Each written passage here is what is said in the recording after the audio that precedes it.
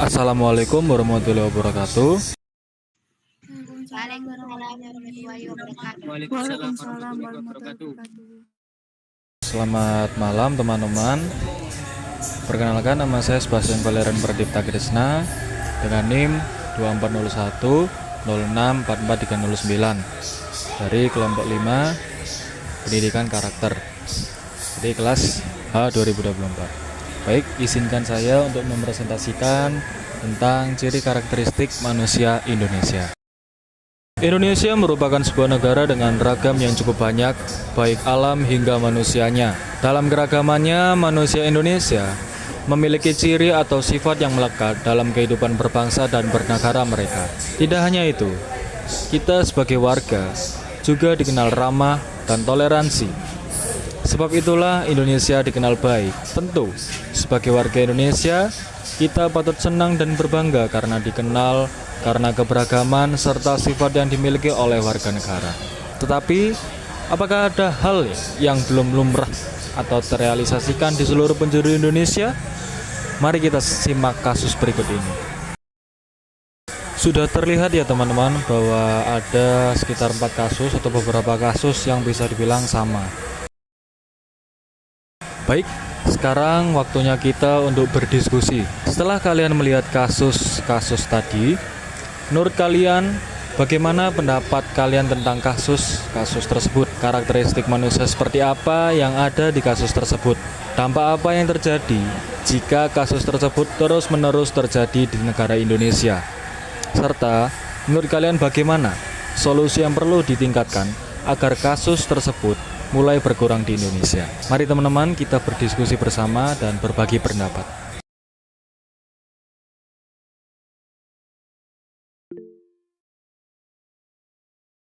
Baik, saya persilakan untuk Mas Rino memberikan pendapatnya. Siap, terima kasih Mas Bale. Apakah suara saya terdengar? Mohon maaf kalau gemberesik ya, lagi di seberang jalan soalnya. Jadi menurut pendapat saya tentang kasus korupsi tersebut dan karakteristik manusia seperti apa yang ada di kasus tersebut dan dampak apa yang terjadi jika kasus tersebut terus-menerus terjadi di Indonesia dan solusinya gimana. Jadi kasus korupsi yang terjadi di Indonesia seperti yang sering kita lihat mencerminkan berbagai karakteristik negatif yang ada dalam perilaku manusia.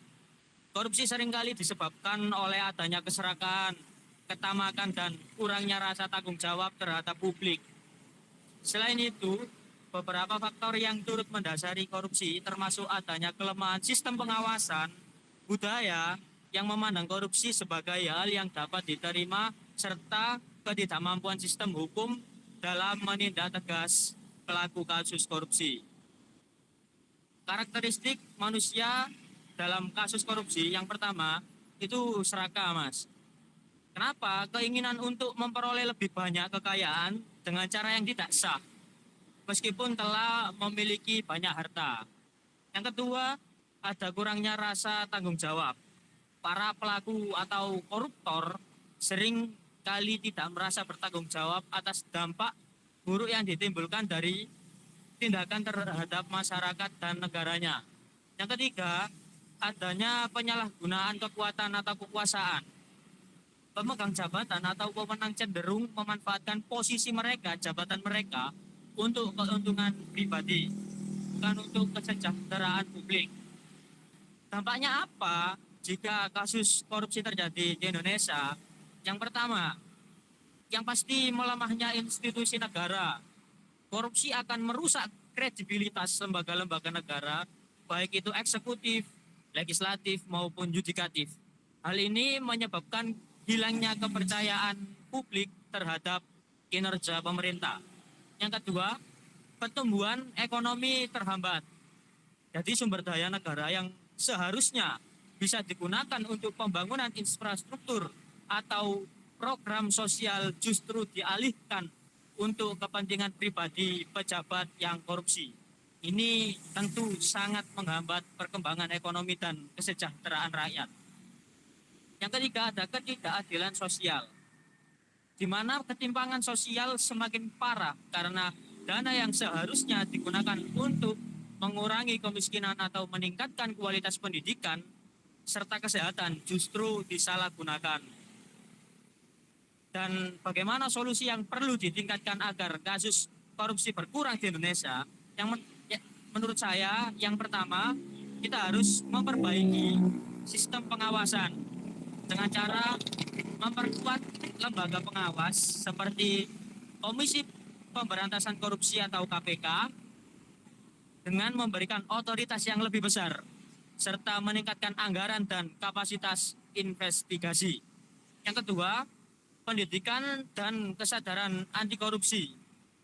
Meningkatkan kesadaran publik tentang bahaya korupsi sejak dini serta mempromosikan nilai-nilai kejujuran, transparansi dan integritas di masyarakat.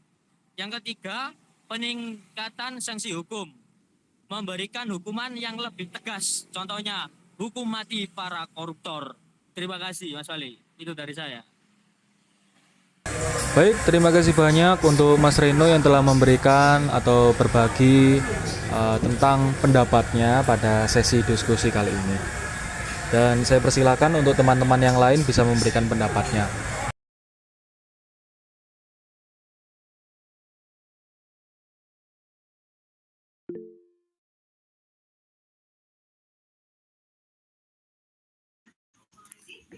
Terima kasih atas waktunya Mas Reno. Apakah suara saya terdengar?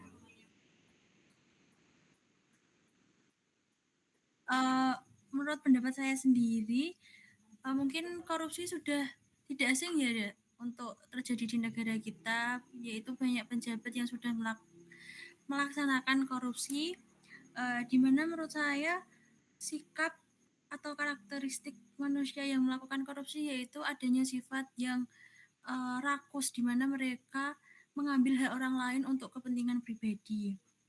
Yang kedua yaitu adanya muncul rasa kurang terhadap apa yang sudah dimiliki sehingga mereka mengambil apa yang seharusnya tidak menjadi hak mereka sendiri. Untuk dampak dari kasus tersebut mungkin adanya masyarakat mungkin sudah tidak percaya dengan para pejabat di Indonesia. Yang kedua yaitu mungkin munculnya rasa skeptis terhadap lembaga pemerintahan, di mana sudah karena seseorang yang melaksanakan korupsi itu sudah menimbulkan adanya turunnya investasi, meningkatkan kemiskinan di Indonesia, meningkatkan ketimpangan dan pendapatan, dan di mana meningkatkan hutang pemerintah. Sehingga untuk solusi yang perlu ditingkatkan agar kasus tersebut mulai berkurang di Indonesia, mungkin pemerintah yang semakin tegas dengan para koruptor yang ada di Indonesia dengan memberikan sanksi seperti yang dikatakan Mas Reno, seperti hukum mati.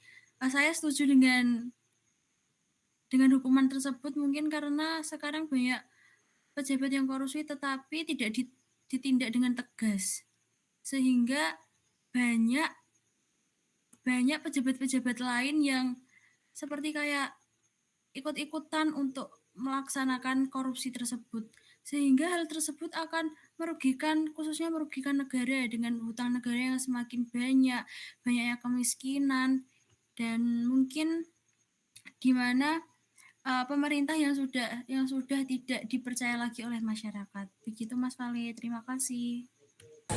Baik, terima kasih banyak untuk Mbak Naina yang juga telah memberikan serta berbagi pendapatnya pada sesi diskusi kali ini. Dan saya persilakan lagi kepada teman-teman yang lain untuk berbagi serta memberikan pendapat lainnya. Monggo. Baik, terima kasih untuk kesempatannya Mas Vale. Jadi di sini menurut saya kasus korupsi di Indonesia mencerminkan karakteristik manusia seperti yang tidak puas atau serakah dan rasionalisasi untuk membenarkan tindakan mereka. Kemudian dampak dari korupsi ini sangat besar, termasuk merusak kepercayaan publik, menghambat pembangunan, dan memperburuk kemiskinan.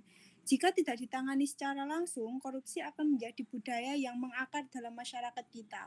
Solusi yang perlu ditingkatkan dari masalah ini ialah pendidikan anti korupsi, menegakkan hukum yang lebih tegas, dan pembenahan sistem pengawasan untuk mencegah peluang terjadinya korupsi di Indonesia ini. Terima kasih, Mas. Baik, terima kasih banyak untuk Mbak Gita yang juga telah memberikan pendapatnya dengan cukup jelas. Mungkin teman-teman yang lain dari Mbak Aida. Ya, terima kasih kepada Mas Vale. Sini saya akan memberikan pendapat mengenai kasus yang telah diambil oleh Mas Vale. Mengenai kasus korupsi, sini kan kita tahu bahwa kasus korupsi di Indonesia mencerminkan karakteristik manusia, yang mana mereka itu mempunyai rasa keserakahan, lemahnya moral, dan pengaruh lingkungan sosial yang negatif. Maka dari itu, jika dibiarkan, dampaknya akan merusak kepercayaan masyarakat, menghambat pembangunan dan ketidakadilan terhadap ketidakadilan sosial. Untuk menanggulangi masalah tersebut, mengurangi kasus korupsi, itu diperlukan solusi yang meliputi peningkatan etika pendidikan, penegakan hukum yang lebih ketat, dan keterlibatan masyarakat dalam pengawasan. Pendekatan holistik yang mencakup aspek psikologis dan sosial juga penting untuk mencegah perilaku koruptif. Sudah, terima kasih. Baik, terima kasih untuk Mbak Aida dan saya persilakan untuk Mbak Natswa. Baik, terima kasih atas kesempatannya. Menurut saya kasus korupsi yang ada di Indonesia memang jadi masalah besar. Kalau dilihat dari berita-berita tadi, terlihat bahwa kasus korupsi ini sering melibatkan pejabat tinggi atau orang-orang yang punya wewenang besar. Lalu karakteristik manusia seperti apa yang ada di kasus tersebut? Jadi karakteristik manusia yang terlibat biasanya ada unsur serakah, tidak bertanggung jawab, dan cenderung mengutamakan keuntungan pribadi dibandingkan kepentingan masyarakat. Mereka juga biasanya memanfaatkan posisinya buat hal yang tidak benar. Lalu untuk dampak jika korupsi terus-terusan terjadi, dampaknya akan sangat buruk. Misalnya pembangunan negara jadi lambat, karena dana yang harusnya dipakai buat rakyat malah diselewengkan. Selain itu juga kepercayaan masyarakat terhadap pemerintah juga makin turun. Akibatnya banyak yang skeptis terhadap kebijakan pemerintah dan itu bikin negara sulit berkembang.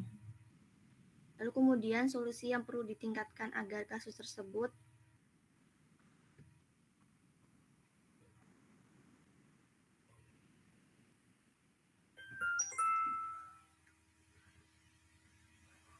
yang pertama yaitu pengawasan yang ketat dari lembaga seperti KPK yang harus terus dilakukan. Tapi tidak cukup sampai di situ, masyarakat juga harus dilibatkan, yaitu dengan cara mengedukasi tentang bahaya korupsi perlu digalakkan sejak dini, misalnya lewat kurikulum sekolah. Lalu selain itu, transparansi dalam pengelolaan anggaran negara harus ditingkatkan juga, jadi masyarakat bisa ikut mengawasi. Yang terpenting yaitu penegakan hukum harus tegas, jadi siapapun yang terlibat korupsi harus dihukum sesuai aturan. Terima kasih. Baik, terima kasih banyak untuk Mbak Natswa yang telah memberikan pendapatnya dan terima kasih teman-teman. Oke, sekarang saya izin share screen untuk presentasi kembali. Baik, sesuai apa yang dikatakan teman-teman bahwa ciri-ciri karakteristik manusia yang ada di Indonesia pada kasus tersebut adalah seorang yang bisa dibilang serakah, rakus maupun tamak ya teman-teman.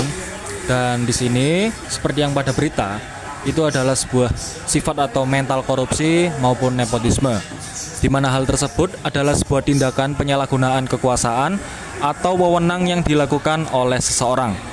Tindakan ini juga melibatkan tentang penyelewengan dana, aset, atau sumber daya yang seharusnya digunakan untuk kepentingan publik. Korupsi juga sering dianggap sebagai kejahatan karena merugikan masyarakat luas dan menghambat perkembangan ekonomi, sosial, serta perkembangan atau pembangunan suatu negara. Kemudian ada dari dampaknya. Korupsi memiliki dampak yang sangat merugikan. Antara lainnya adalah mengurangi kualitas pelayanan publik. Pelayanan menjadi tidak efisien karena dana dipotong atau dialihkan. Kemudian menurunkan kepercayaan publik. Korupsi juga menyebabkan hilangnya kepercayaan masyarakat terhadap pemerintah maupun institusi publik. Yang ketiga, memperparah ketimpangan sosial. sumber daya yang seharusnya membantu masyarakat miskin justru dinikmati oleh segelintir orang yang menggunakannya dengan disalahgunakan begitu.